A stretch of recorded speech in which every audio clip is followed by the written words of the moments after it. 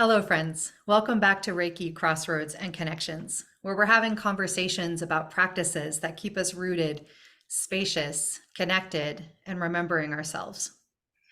In these conversations, I just get to invite all of you, friends, community members in this virtual space, into conversations that I've been having with dear ones in my life, sometimes for many years.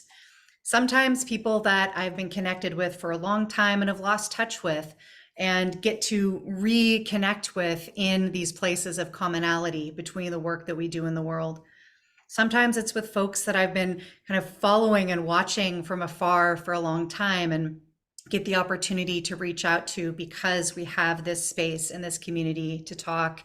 And what I'm finding as we move through this series, this is, I believe, number 10 in this series, is that these conversations take us to the places that are the most meaningful for my work and those connections with the meaningful places in their work in the world. And today's conversation with my dear friend Glodean Champion is no exception to these rules. Glodean, you and I have been connected since we were in college together, like a long time ago, almost. I was at Mills in 2005. Yeah. So we're going on 20 years. Almost 20 years. That's wild. And in that time, you and I have grown and changed and experienced a whole lot of life and always gotten to stay connected through the socials, through the ways in which we get to observe each other's lives. And I'm just so thrilled to be circling back together in this conversation, really inspired by points of connection in our work that center on the concepts of love and compassion. So thank you so much for My joining. pleasure. Thank you for having me. So, friends, I want to share Glodean's formal bio. I often just kind of, do my own informal introductions, but Glodean's bio is written so beautifully, and it touches my heart to read it, and so I want to share it as a gift to all of you who are watching by way of introduction. So, Glodean Champion is a transformational leader who specializes in continuous improvement of self in leaders, teams, processes, and organizations.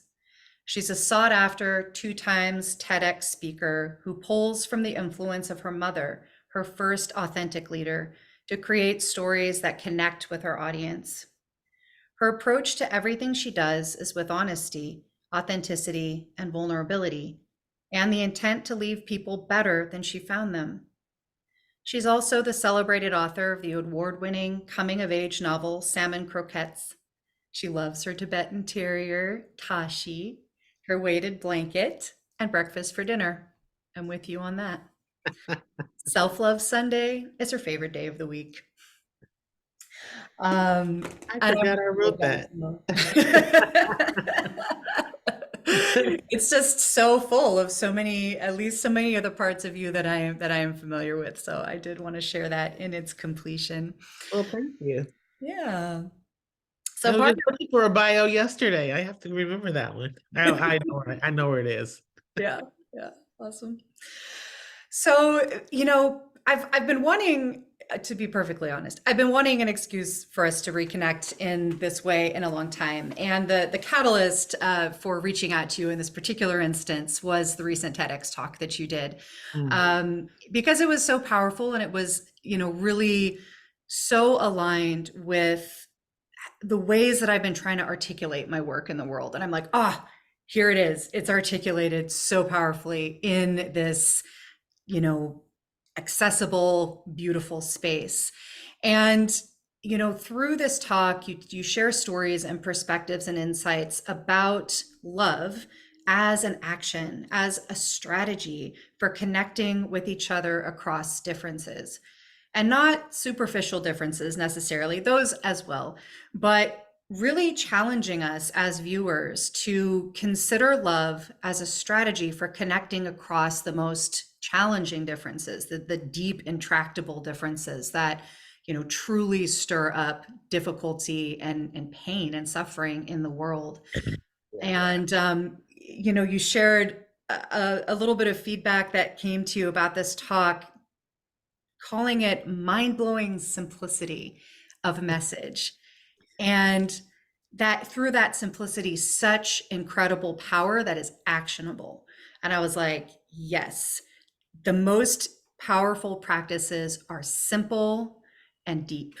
Mhm. And that is really what, that's one of many things that stood out to me.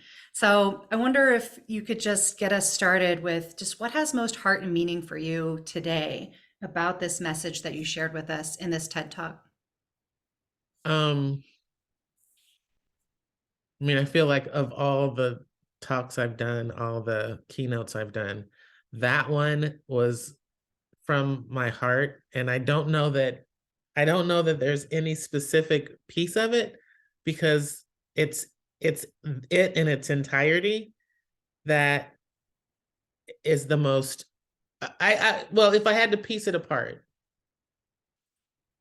I would say that the love in action is the most. I've been talking about that for 2 years now, right? I mean, it's been in posts that I've done, it's been in comments that I've had or conversations I've had with people.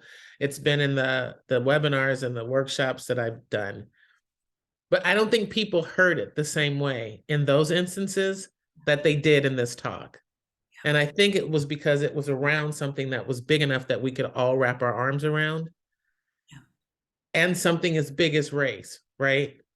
Um, so yeah, I think it's the acronym that I had created for love, and I thought it was silly in the beginning, not because I didn't mean it, but I mean, I think you know that all of this came to me because I asked God for what I could do after George Floyd was murdered, and love just first felt like a superficial task, something Mhm. easy enough for me to do, and then when I realized it was bigger than that, Yeah. um, it caused me to make some shifts, and some of them were really scary. Uh, but I feel like a lot of these messages were downloaded in my sleep or something because Mhm. I don't even know where that came from. That the acronym was kind of stewing for a while, and initially when I came up with it, it was listen, learn, and lead, with open-mindedness, vulnerability, and empathy. But I realized that we have to listen, right? We can't lead without listening, and we can't learn without listening. So the key to that is the listen part of it. So yeah, if I had to parse it out, it would be my love acronym and taking love in action. Although, can I just tell you something really funny? When I did that TEDx, when I the coolest part for me was the fact that even seeing how switching the R and the C could create a new word. Yeah. Mm. So when I made that slide during my talk, I literally wanted to pause for a moment and say, "Wasn't that cool?" When I actually didn't do it, but boy, I tell you, I was like that close because I could see people's reaction, like, "Oh my God!" Like inside of race is care, which we would never have seen. But I don't know, maybe somebody saw it, but Yeah. yeah. Yeah, and to just kind of share a little bit of context for the viewers, of course, I'm going to put the link to that talk and your previous talk down below. So, friends listening, please do go and watch that link. But these two pieces that you just referenced. Firstly, if we think about love as an action, which is something that many leaders have spoken to.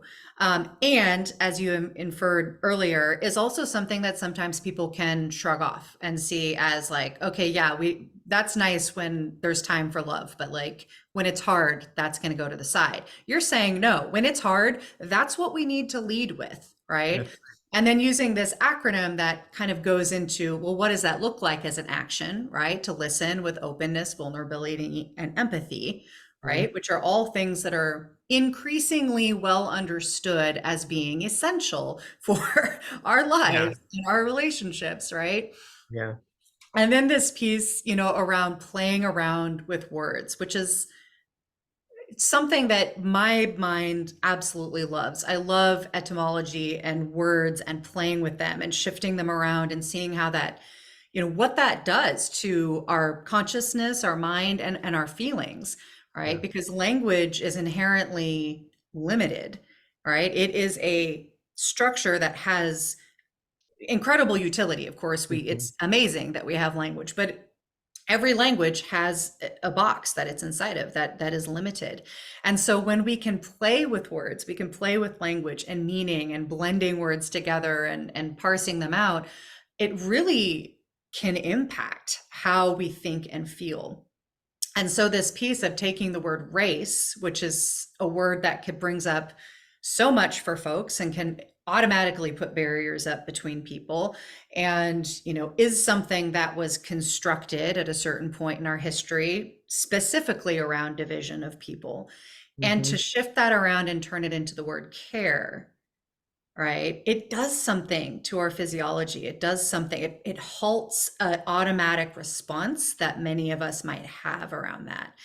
And I'm curious, what you've observed as you've been talking about love and leading with love and listening with openness, vulnerability, and empathy for a couple of years now as a primary message.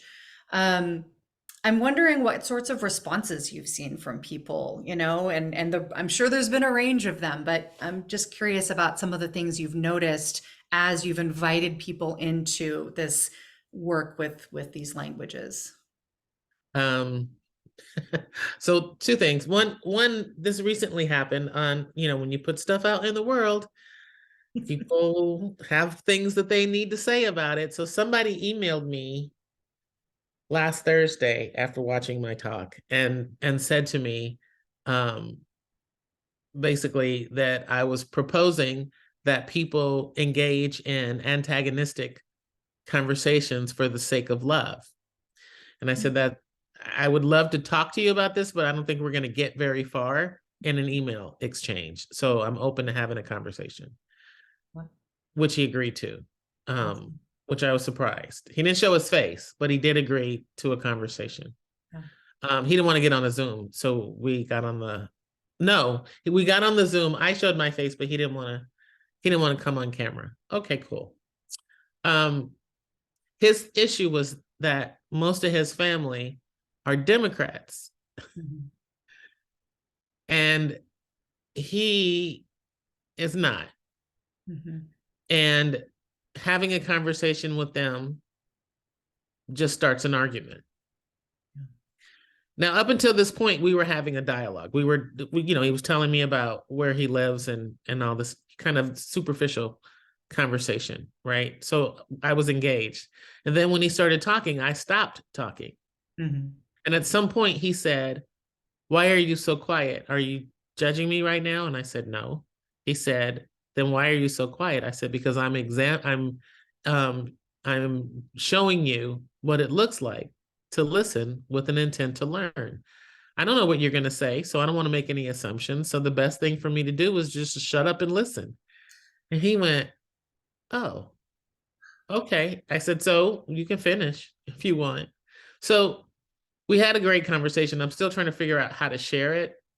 Yeah. Um, but what I think one of the biggest things I have gotten out of this is that it has made me more patient, and I listen a lot more than I used to Yeah. and do a lot less talking. I mean, if somebody asked me a question, obviously, and I don't know that I would have been able to have a lot of the conversations I have had in the last 2 years, especially with people who don't think like me or agree with the same things. But there's so much, that is where the beauty is, right? Um, we don't allow each other to have an opposing viewpoint. We miss out on so much because of that, right? Here's one of the other biggest things I've learned is that people who agree with the Donald Trump pros, some of it is true. As much as I want to, I mean, I feel like, we can have a whole conversation about that. But without disparaging Donald Trump, a lot of the things that he has said, if we were to take our judgment out of it, we would hear it as truth. Mm. as with him saying fake news. Mm. Now, anybody who has ever paid attention to the way the media portrays Black people and people of color, we've been calling it fake news forever. Maybe we didn't use those words, but we were saying how full of shit, excuse my French, the media is when it comes to perpetuating people of color a certain way. So why are we arguing and pissed off at him about that? Because that's not even new. It's not Donald Trump 2000 and whatever year it was he was running for president. It's not that fake news. It's 1967, 19 whatever, right? Beginning of newspapers. He said he was going to drain the swamp when he got into office. Well, he did. It may not have been the swamp that he intended to drain, but he drained that swamp around race and let everybody see that racism was still alive and well and thriving underneath those murky waters. So thank you, Donald Trump, for honoring that thing. Maybe not what he intended, but my point is when I talk to people who had these viewpoints, I could agree with them. And in that agreement, some enlightenment came to them. I was able to ask questions that got them thinking, not about the fact that some of the stuff he said is true, because mixed into all lies are the truth, right? I don't think that anyone on the right is any better than anyone on the left. So how about if we create opportunities to learn and grow from each other and find our commonalities that we can agree with? When you talk to Trump supporters and you let them speak and say their piece, it opens the door, like I said, to ask questions. And in the asking of questions, they're less resistant to have their defenses come up. So now we can have a real conversation. And then you find out they don't agree with everything that he says. And they didn't agree with the January 6th insurrections. That's a small group of people. Just like the division that's being pushed down our throats through a fake news campaign, the divisiveness, if everybody believes that we're divided, then there's no reason for us to come together, which is the exact opposite, right? So even my drive across the country was because I needed to see, are we really, like, am I going to make it back home? I mean, I shouldn't say I didn't care, but I was willing to take the risk to drive as far into the South as I could. Black woman in a Mercedes with her little dog, right? And the thing is that the thing I was afraid of was getting pulled over, especially in the South, and having somebody ask me if it's my car or whatever other nonsense. But I had to let all that go before I got on the road. So the other thing that I have really leaned into is that it's true. Our thoughts become things, and the things that you focus on are the things that you manifest, both negatively and positively for yourself. So I thought that if I drive around across this country thinking that the police are going to pull me over, I'm probably going to get pulled over in every state that I drive through. But if I drive through the country and I say that I am not going to have that experience, it's going to be a good experience, and that God has got my back. I'm being protected by my spirit guides and all those that are here for my greatest good, changes that experience tremendously, right? That's a really important piece that feels really connected with the story you told about that conversation, because he was prepared to manifest opposition from you, right? Why aren't you talking, right? For him, that's why aren't you arguing with me? Exactly. Why aren't you interrupting me and saying how wrong I am, right? That's what he was expecting. And it's very easy to manifest that, right? Like it would probably have been easy for you to engage in that very typical kind of oppositional dialogue.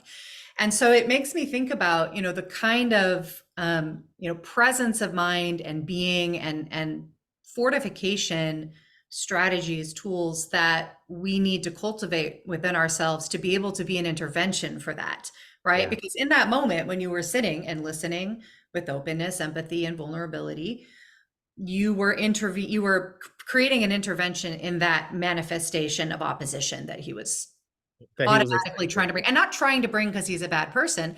He's clearly open to having the conversation. He was manifesting it because that's how we get habituated, right? Yeah. And so you created this intervention about that then snapped him out of it, and it sounds like really changed the tone of the conversation. It did. Yeah. It he agreed to try what I said, Yeah. which somebody else in the comments said that they actually tried it with Mhm. her dad, Yeah. and that it did wonders. And I'm like, because I'm not asking people to do something that's impossible, right? Right. Because Stuff. you tried it, you did it, like you Yeah. lived it, and you're like, here's Yes. what I experienced. Yes. And there's always it's always something beautiful on the other side of that, right? Yeah. Because you're right. We've been conditioned. Race conditioned us one way. Then our conditioning was conditioned. And inside of that conditioning is even more conditioning. And one of those conditions is that when we engage in conversation, we should be expected to have some level of opposition, that an argument or some level of discord, disconnect should happen during that conversation. Because if somebody is not winning in a conversation, then why are we talking? And it's like, where did that nonsense come from? And I think the opposite conditioning also is happening at the same time, right? If I'm talking to someone who is like me, who's on my side, then my expectation is that we're going to be totally in agreement, that there's Right. going to be like, yup, yup, yup, yup, right? When no two people are 100% in agreement on everything all the time. And that's not normal, right? And so then when we have those moments of disagreement with people who are supposed to be like us, that can be very destabilizing. That can be a point of like, oh no, are we actually connected? As opposed to like, well, now this is an interesting place to be with each other in, right? Yeah. Yeah. Yeah. Because then how I've been thinking about so much lately, but um, I don't know. I was watching some show, and even in television, even in I mean, I stream a lot of stuff. Um, Even in the shows, they're mimicking what we're dealing with in the world, right? So that's why I watch a lot of this. Uh, there was a show where there was a white supremacist. He was trying to eliminate people of color, Mhm. anyone who was not a white nationalist. Wow. Because he felt like white nationalists need to take the country back. Mhm. And I it made me go, well, they took the country in the first beginning, but what are they taking it back from? Right. And to what end? Like if everybody who doesn't agree with white nationalists or white supremacy or whatever, if everybody decided that we were going to leave and go someplace else, then all those people would be left here by themselves. And I can't imagine what kind of life they would have, because all the music, all the fashion, all the entertainment, all the things that make America what it is would leave with us. All the food. So what would they have? And then because to me, if you hate people of color that much, then you don't get to benefit from what we bring to, right? So what do you have left? It's just the thought behind it is so asinine, right? So if somebody can be that far to their beliefs that sameness is great, then my belief is caring is just as great, and caring with love and action will eradicate that type of thinking, because even those people, I don't like to use that word, but that group of people, there's a way in with them too, because they don't really hate. They've been conditioned and taught to think and believe that way. But the minute that they take that armor off, something gets in, Yeah. right? So, like, anyway, it's so much. Well, and in this thought experiment, right, of okay, this succeeds, right? Everybody who's not white nationalists leaves, right? In short order, there would be all kinds of things to disagree about and to contend about inside of that Absolutely. group, right? In Inside of very that short group. order, I would imagine. And Yes. so, and then we still have the same need, right? To find Exactly. those places of connection and to lead with connection across difference rather than, um, us and them. And so it's like, Right. we'd be right back in the same place, whoever was here. And so it's like, okay, great. So why go through all that effort? Right. Let's work with what is now. And one of the things that really stands out as an explicit point of connection between the work that I'm doing with Reiki, with the perspective of Reiki from its origins, and the work that you're doing, is that in the system of Reiki, we, start with a set of precepts, 5 precepts that are built on the foundation of compassion. And, it's just for today, I am compassionate for myself and for others. And there's an acknowledgement in that phrasing that we have to begin with self-love, that we have to begin with cultivating that sense of home and connection and love and care and listening with openness, vulnerability and empathy to our own self, in order to be able to truly offer that to other people. And of course, with the difficulty level increasing as that level of difference increases. Yeah. And so, you really began talking about this, at least kind of openly on social media, with that perspective of self-love as that foundation. And, I wonder if you could talk a little bit about that and a little bit about what are maybe some of the other capacities that we need to build in order to approach people in the way that you're describing, to have that conversation with someone who seems to be so diametrically opposed to us, and to be able to calm our nervous system in a way that allows us to listen. What are the capacities that we need to build in order to be able to do that? Well, that self-love thing is really important. And I make a distinction between self-care and self-love because I feel like there's a big distinction. Yes. Say more about that distinction. Self-care to me is easy to do. I need to take a bath. Okay. I need a massage. Okay. I need to go be pampered or get my hair done or take a hike or whatever. Those things are easy to do.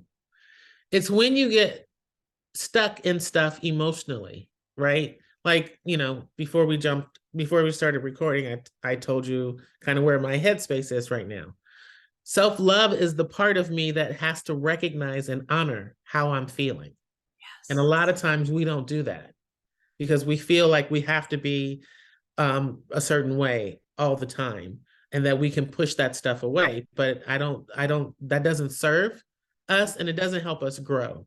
So when I get in these moments, my self-love says, what's going on? Like I have put myself through so many paces that I now recognize when I'm being triggered. So self-love is the most important aspect of it because it increases our self-awareness. And if we're not aware of how we're showing up, or we're not aware of how we respond in certain situations, nothing is going to work, right? No form of communication or trying to build a relationship is going to work because you haven't done the work to make sure that you're showing up in a way that's even going to elicit conversations that will help both parties grow, right? I get that talking to other people ain't about me just sharing my stuff. I want to know about you. Sometimes it's hard because people are always asking me and then I'm answering and I feel like I have to answer because they asked me, right? I get that. I used to be like, oh no, let's not talk about me. But it now feels like that's false humility because people are asking because they want to know. The thing that I have to be aware of is that they've asked, so now I have to ask. I should have as much interest in them as they have in me. With this one distinction. Whatever they say to me, I have to remember not to try to give them guidance or direction. If it's because that's me judging whatever they said, right? I have to just listen. That's part of how I've gotten really good at listening to opposing viewpoints is because I listen a lot better and a lot differently. So that self-love is really important. And then the very next thing is just not giving up on yourself. My first TEDx, I shared that I was suicidal. I had been suicidal for a long time. I think some of that came from depression. I fell off my square when my mom died. And in times when I feel like I feel right now, it's, that's easy to think about, well, then I could just give up. I don't need to be here. It's too hard. But that's that's not the answer. Right? So then it makes me go back to my self-love. Then, okay, what do you need right now? Well, do you need to talk to someone? Because going for a walk doesn't do it for me because I'm already in isolation. I live by myself in Monterey, in the city where I know people. I know a lot of people here, but I can't say that they're all friends. They're not blowing up my phone or hanging out in my house, right? And then I have and I'm not one to reach out because I think COVID did this to me. Because you remember me from Mills. I was not a wallflower or a couch, not a couch potato, but whatever you call people who don't like to go outside. Um, I kind of like being in my space, but so what I'm saying is understanding who you are and questioning who you want to be, right? Because sometimes who you are in the moment is not in alignment with who you want to be. So what do I need to do to move from here back to here? And sometimes it's just a small, I need to go to sleep, or I need to talk to somebody, or I need to cry. Just, whatever. We need to honor what our body is asking for, and then go from there. I know it was a long answer, but No, I love the breadth that you shared there. And it felt like, really clearly exempling the way in which self-care can be administered in service of self-love. yes. When we can, that self-love requires us to look at the totality of what we're experiencing, not just the parts that feel good. And then to be able to ask ourselves honestly, how do I feel? And really listen, well, therefore, what do I need? And then to be able to apply self-care in response to that need, and to let that look however it looks, right? And sometimes the way that that self-care looks when it's truly in service of self-love, it might look like something that's uncomfortable or that we don't want to do. Right. Right. Like I, also have, a response, an unhealthy response when I'm in an unhealthy place that looks like self-isolation. It's the kind of, for me, the way that I experience it is it's the challenging side of the superpower that is introversion, right? Like I can be alone. I really enjoy my own company. I can, use all of the powers of kind of solitude and, vision and all of these things, creativity to, do some amazing things. And when I'm not in a balanced place, I self-isolate. And what that, means to me is, when the thing that would be loving to myself would be to reach out to other people and get some support, I'm less likely to do that, as an example. And so in that moment, reaching out, connecting with other people is the thing that's uncomfortable and that I don't really want to do, but that would be the caring and loving thing to do. And that would really refill my resources so that I can, be more of who I know myself to be. Yeah. And then this piece around being able to listen to others who are maybe sharing things that are very different than what we might be thinking, and to listen without trying to intervene and to fix and correct. That also strikes me as, first of all, a really powerful and sometimes challenging skill set to have, right? Yeah. To be able to do that. And it strikes me that, when I ask myself, well, okay, what do we need to be fortified with in order to be able to do that? To be able to sit and listen to something sharing their truth, their views, which feel wrong, that might even feel dangerous or affronting, to us. Yeah. In moments when we're not in any actual danger, there's not physical danger coming our way. We're just hearing things that feel, risky in some way, and to be able to sit with that and listen with openness. It's like, how do I need to be fortified? And it really strikes me that this capacity to be, loving of myself and skilled enough at applying care to those places of need for myself could allow me to be relaxed in those situations. Like, I know I can take care of this discomfort that's coming up from this conversation. I don't need this person to change in Right. order for me to feel comfortable. Right. Right? And therefore I can listen to them say some uncomfortable things. I'm wondering if that feels resonant at all. Absolutely. This is 90% of the problem, 100% of the problem.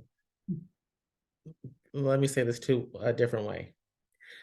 In general, 90% of the issues that we have in life are the result of poor communication and the lack of accountability. Two things that my mother beat into my head, right?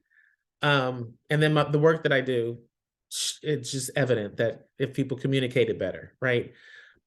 But 100% of the reason that we don't communicate better is because people don't like to be uncomfortable. And the minute that you get comfortable being uncomfortable, you can move through it. Because first of all, discomfort isn't going to kill you.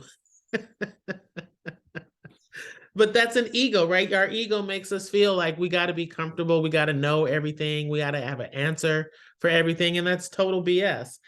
If we all knew everything, there would be no need for us to be here, right? We need the good and the bad. We need people who have opposing views. We need people who don't think like us to help us become better versions of ourselves. It's not about the other person. That's the other thing. If people could, the easiest way to step out of your discomfort is to remember that it's not about you. Whatever the person is saying is not about you. So take you out of this situation and give them space to say what they feel, right? And when you feel yourself feeling the need to say something, then shut up. You don't got to say it. Just because you feel it and you think it, you don't have to speak it, Yeah. right? That My mother used to say that everybody doesn't need to know what's happening in your head. Okay, whatever. there's this what can seem like a paradoxical connection between oppressive structures and mindsets and the belief that we should be comfortable all the time, right? That like that's actually oppressive thinking because it's not rooted in reality, right? We have vulnerable bodies in a dangerous world. Just on a physiological level, we will not be comfortable all the time. We'll be uncomfortable a lot of the time, Right. right? Right. And then emotionally, mentally, and that growth and change, as you just said, requires a certain amount of discomfort or even outright pain oftentimes.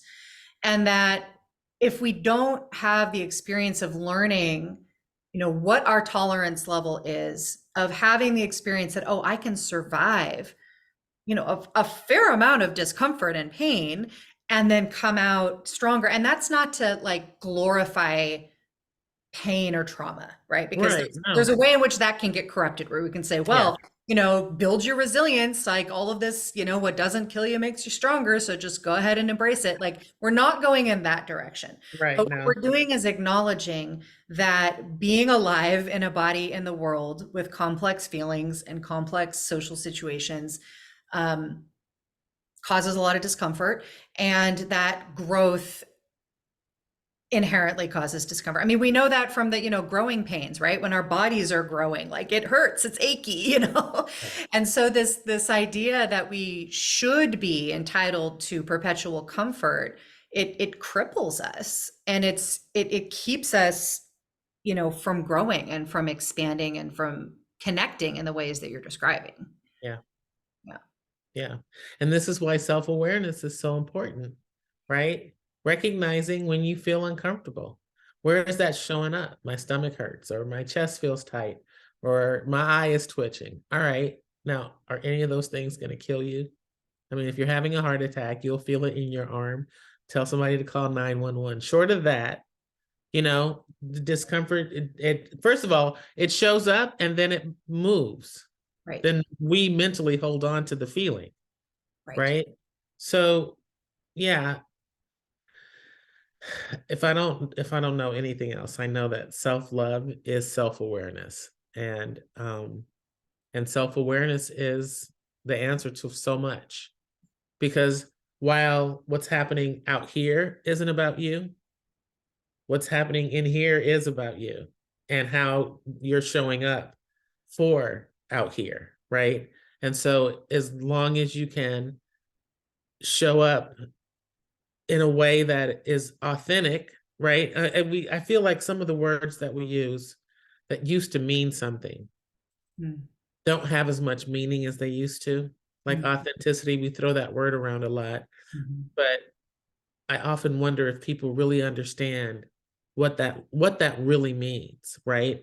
It's not that I'm being authentic when I tell you something vulnerable about me. That's not me being vulnerable. That's not me being authentic. That's me being courageous enough or performative enough to share something that's going to get your empathy, right? Authenticity is, again, when we started this call, I told you what was going on with me. A lot of people don't want to acknowledge when they're not feeling 100% mentally, or they're worrying about something. That to me is authentic, right? If you're a boss, especially in the workplace, if your boss is demanding something of you and your husband is dying of cancer, and that's where your energy and your focus your attention is focused, then the best thing you can do, instead of trying to pretend like you're okay, is to authentically share what's going on with you. Because to me, is what's more important, losing your job? I know we've got the thing with all the dots, right? I got the benefits, and so I have to keep the job. And in order to keep the job, I got to neglect the person I love the most. But if somebody's about to die, what's more important? The time that you spend with them, or being harassed at work because you're not being honest about what's happening with you? And now you're going to be threatening to be fired anyway. So that's authenticity. I'm afraid to do this thing. You asked me to do this project, but I don't really feel comfortable. So I need some help. That's authentic. But we've watered it down a little Yeah, bit. authenticity requires like consistent, honest self-assessment, which is often uncomfortable. Yeah, there you We're go. gonna And we're back gonna to see all the self-awareness, things. right? Exactly. And one Exactly. of the things that this was an unexpected outcome for me of practicing the system of Reiki from the perspective of its origins, which is a more in-depth system than the original form that I learned, is that it creates the practices inside of the system create the physical sensation of there being more space inside. Like literally, there is more room inside of me for all of that. And in Mm, terms of managing discomfort, that has been a profound change in my life and my ability to do that and to show up in all of the ways that we're talking about more consistently, right? Not perfectly, but more right. consistently. Because, as you were saying, right, like the discomfort comes, we can assess, is this like dangerous levels of discomfort? Is there a true issue here? Or is this just something that's asking me to make a little more room than there was before inside of me? And do I have a strategy, a practice to do that? Right? Or am I going to just get stuck? Because we're not saying take all of that discomfort and contract around it, right? Stuff it down, hold it in, suffer. We're not saying, Right. we're saying let it be present, acknowledge it, and have strategies that you have practiced when you're feeling fine that you can call upon to ease into that place of discomfort so that you can stay present in the conversation, in the listening, in the activity, in the self-reflection, whatever it is that is occurring. And this happens interpersonally, right? When we've been talking a lot about the discomfort that comes from interpersonal engagements, Right. and it can happen intrapersonally, Yeah. right? Yeah. When we're sitting with that honest self-assessment. And you talked about a question that you're being with, and I just wanted to you know not put you on the spot to like answer this question by any means, but I wanted to just offer this question to those of us who are listening and who are in this conversation, because it's one that can take us to uncomfortable places, and it's one that can take us to really powerful places of growth. And that question is simply, who do I want to be in the world? Yeah. And it's a question that really resonates with me as a practitioner of Reiki because it takes us right to that point in our center. The practices that I'm always sharing with folks begin with bringing our attention to our low belly and into this place that feels like this center of our existence and this place where our true self lives. And it's the place where we might answer a question like that of who do I want to be in the world? And it's a dynamic question, right? It's one that can change over time. It's one that can reveal itself to us over time in pieces, in mysterious ways, in puzzle pieces and breadcrumbs that we follow, for our lifetime.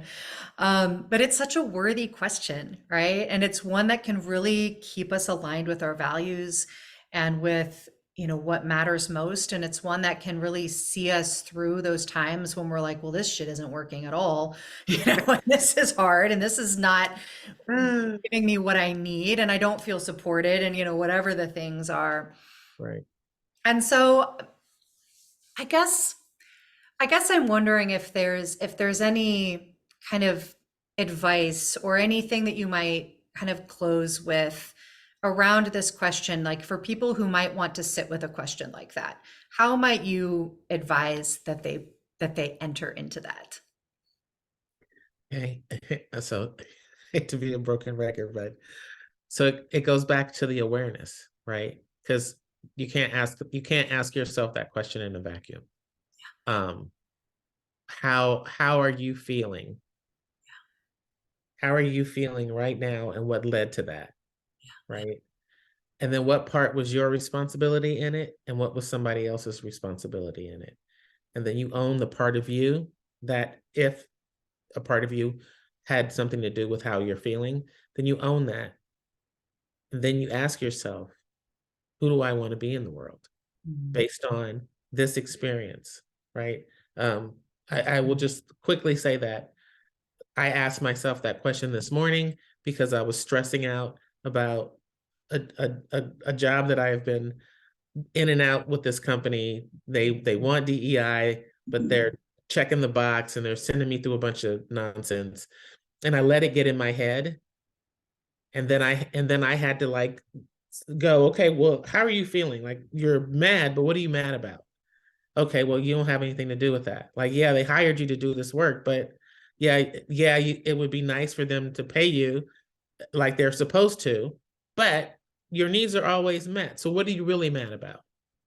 Right. And then the more I drilled down, it was like, okay, so do you want to be somebody that's chasing a paycheck? I work for myself. So am I chasing this paycheck, or am I trying to do work that's meaningful in the world? So who do you want to be? The check chaser, or somebody that makes a difference in the world? And I have to say that now that I've done a TEDx for the world to see, I can no longer be that check chasing girl. Like, them days are over. I have something big to say in the world and some big work to do, and I can't do that tripping off of something over here, right? So that helped me. This conversation also helped me get centered. So I appreciate you. Yeah, and yeah, I love that. I've already said to the world so much about what I'm supposed to be in the world, and now I've got that focus, I've got that map keyed in. And as I was sharing with you before we started this recording, this theme that you're speaking to right now came up in the last conversation that I had on Reiki Crossroads and Connections with Grace Osborne. I will link that conversation down below. And it's this observation that she made when she was in a similar place of, stepping back from a certain way in which she had been doing her work. That really was about, okay, how can I have this passion. It's healing to me. I want to share that with the world. And so I'm going to make it a business, and I'm going to put it into the structure that, capitalism says will be functional. And then I'm going to go out and do that so I can make a difference for people, right? And pay my bills. And ran into misalignment between that structure and her values. And made the choice and took the risk to take a step back from the business side of things and really follow her own intuition, her own sense of self-love and care around where and how and with whom she shared her work, her gifts. And the comment that she made that feels so resonant with what you just shared is that when she did that, took down her website, spoke only about her work to where it really felt like this is the right person, this is the right thing to say, the right context, really saying it with potency, that people started contacting her out of the blue, that people that, like she started getting those right people who really were the right alignment for her, contacting her without her making any effort at all. And, there's a way in which that feels really magical, and it is.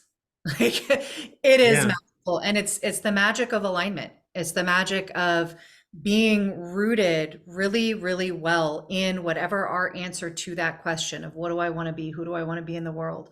And then speaking with authenticity, which includes the difficult parts, the self-assessment about that thing, Mm-hmm. and following our intuition about that, and trusting that we'll be supported, and doing things that we might need to do that are outside of our plan. In her case, she took a 9 to 5 job and then put really strong boundaries around the 9 to 5. Like, I am not working past 5, right? Mm-hmm. I'm going to save that time for my heart work, right? Right. So whatever that looks for us is there's a certain level of the self-love and the trusting in being held, and in the mystery of authenticity, in the Yeah. mystery of connection that happens beyond the structures that capitalism has given us. And I'm just really struck by hearing that message so clearly back to back in these two conversations, and the lived examples of that happening, right? Mm-hmm. Like Mm-hmm. when I did that, things started to show up that I didn't expect. And it doesn't to say that it's not still work. That's not to say that there isn't still difficulty or places where there's uncertainty or lack, but it Right. is to say that our life is going to be more fulfilled and more resonant and ultimately happier, right? Because that was the other question we talked about, right? When Yeah. was I truly happy? We're going to be happier, more filled with joy, more connected to the joy that is already there inside of us when we operate from that place of authenticity and alignment that you're speaking to. And the structures that you present to us, some of which are presented in your TEDx talk and others of which are presented in other forms of your work, are again mind-blowingly simple and profoundly effective at getting us to these places. Yeah. And so if folks want to work with you in any of these ways, or learn from you, or connect with you in any way, what would be the best ways for them to do that? My website was, well, the best way to reach me is through my email, love@glodeanchampion.com. Lovely. Or you can go to my website and see all the things that I do, but I don't think that's as good as just reaching out and saying what it is you want or need, and then we can figure out how to do that together. Beautiful. We'll put that contact info down below along with links to the talks. And I really encourage folks to follow those threads, because there's great magic to be found there. Thank you. Yes. So Glow, what are you taking away from today's conversation? What has meaning for you as we close? Huge gratitude Mm, that we had this call scheduled at the time we had it scheduled, because I think that you helped me without even knowing it, move through it a lot faster than I would have. And, giving me the space. I'm also grateful for giving me the space to kind of, decide whether or not I even wanted to talk. But, that's part of being authentic, right? You just got to be, and the work that you're doing in the world and making space for other people to share, to help the world at large. So I'm grateful to you in so many different ways, and for today. and I'm grateful for almost 20 years of friendship with you. Yeah. Yeah. Yeah, We began as students together, and we're continuing as learners and teachers that's right. in this world. I think that is really powerful. Thank you. So Uh, friends, if go ahead. no, no, I was holding that. Thank you. Hmm.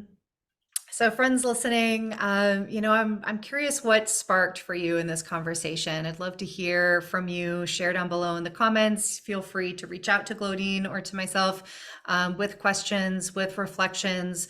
When was a time when you chose to listen to somebody that felt very different and approached that with openness, with vulnerability and empathy? I'd love to hear what the impact of that was, on your experience. And as you move from this place into those types of conversations, may you be deeply provisioned for them.